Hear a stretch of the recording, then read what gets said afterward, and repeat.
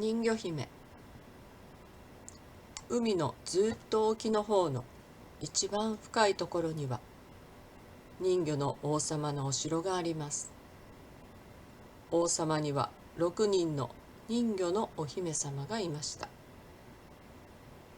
人魚のお姫様たちは15歳になると海の上に浮かび上がるお許しをもらいます。上のお姉様たちは次々に15歳になって海の上を見てきました。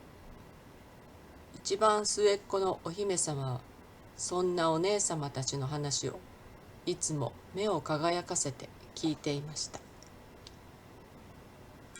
やがて末っ子の人魚姫も15歳になりました。行ってまいります。人魚姫は泡のようにゆらゆらと水の中を浮かび上がっていきました。夕日に輝く雲の下に大きな船が一層見えました。これが海の上の世界なのね。なんてきれいなの。人魚姫は船の方に泳いで行って窓から中を見てみました。美しく着飾った人たちがパーティーをしています。真ん中にいるのは黒い瞳の若い王子様でした。その日は王子様の誕生日だったのです。なんて素敵な人なんでしょう。人魚姫はうっとりと王子様を見つめていました。夜が更けるとにわかに天気が悪くなりました。強い風がビュービュー吹きつけ、雷まで鳴り出しました。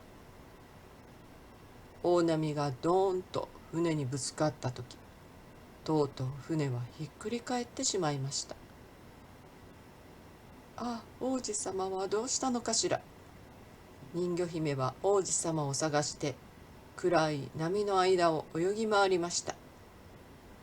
やっと王子様を見つけたとき、もう王子様の手足はしびれ、瞳は塞がりかかっていました。王子様、死なないで。人魚姫は王子様を抱きかかえると、一晩中陸地に向かって泳ぎ続けました。朝になるとようやく陸地が見えてきました。人魚姫は砂浜にそっと王子様を寝かせました。隠れて様子を見ていると、間もなく一人の娘が王子様を見つけました。あら、こんなところに人が倒れているわ。みんな来てちょうだい。王子様はその娘に解放されて息を吹き返しました。ありがとう、君が助けてくれたんだね。王子様はその娘ににっこり微笑んで言いました。私が助けてあげたことを王子様は知らないんだわ。人魚姫はちょっぴり寂しい思いで海の底へ帰っていきました。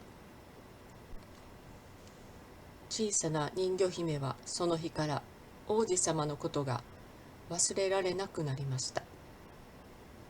あんまり人魚姫が悲しそうにしているので、お姉様たちは心配して尋ねました。かわいい妹、一体どうしたの？水の上で何を見てきたの？人魚姫はとうとう王子様のことをお姉様たちに打ち明けました。優しいお姉様たちはあちこち探し回って王子様の住んでいるお城を見つけ出してくれたのです。ああ、私人間になりたい。人間になってあの王子様のおそばで暮らしたい。人魚姫はそう思うようになりました。そうだわ、海の魔女のところに行ってみよう。きっと私を人間にしてくれる。小さな人魚姫はそっとお城を抜け出しました。大渦巻きをすり抜けて、気味の悪い森を通り抜け、ようやく魔女の家に着きました。魔女はキラキラ光る飲み薬をくれました。これを飲めば人間になれるさ。だがね、もしも王子が他の女の人と結婚したら、お前は次の朝海の泡になってしまうんだよ。それでも構わないわ。人魚姫は言いました。それなら結構。ただしこっちもお礼をしてもらうよ。お前のそのきれいな声をもらおうじゃないか。いいわ。話すことも歌うこともできなくなった人魚姫は、飲み薬だけを抱きしめて岸辺に泳いでいきました。人魚姫は王子様のお城のそばまで泳ぎ着くと、ぐーっと薬を飲みました。途端に頭がクラクラして倒れてしまいました。目を覚ましたとき、人魚姫の尻尾はなくなっていました。代わりに2本のほっそりとした足がついていたのです。しかもあの王子様が目の前に立っていたではありませんか。あなたは誰？どこから来たの？王子様は優しく尋ねました。けれども人魚姫は答えることができません。ただ悲しそうに王子様を見つめているだけでした。王子様は人魚姫をお城に連れて行きました。立派な服を着せてもらった人魚姫は誰にも負けない美しさでした。歌ったり喋ったりすることはできませんが、踊ることはできました。ナイフで切られるように足が痛みましたが、誰よりも軽やかに愛らしく踊りました。王子様はすっかり人魚姫が気に入って、私のかわいいおちびさん、いつまでもこのお城にいていいよ、と言いました。ところがある時、王子様は隣の国の姫に会いに行くことになりました。そろそろ花嫁を決めなければならなくなったのです。でも私は隣の国の姫を花嫁にはしないよ。私が忘れられないのはいつかの嵐の時、私を助けてくれたあの女の人なんだ。王子様はそう言いました。ああ、それは私なんです。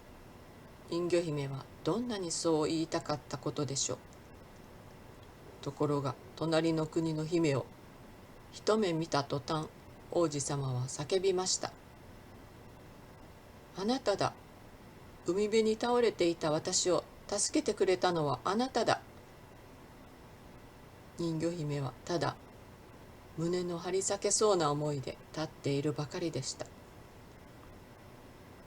王子様と隣の国の姫君の結婚式は、それは立派なものでした。教会の鐘が鳴り響き、お祝いの大砲が轟き、たくさんの旗が国中になびきました。人魚姫は花嫁の長いベールの裾を持ちながら心の中で泣いていました。明日の朝は私、海の泡になってしまうんだわ。その夜、船の上でお祝いの宴が開かれました。夜が更けてみんなが寝静まっても、人魚姫だけは船の手すりにもたれてじっと海を見つめていました。すると波の上にお姉様たちが現れたのです。さあ、日が昇る前にこのナイフで王子の心臓を突き刺しなさい。王子の温かい血がお前の足にかかれば元の人魚に戻れるのよ。ナイフをもらう代わりに私たちを、長い髪の毛を魔女にあげてしまったの。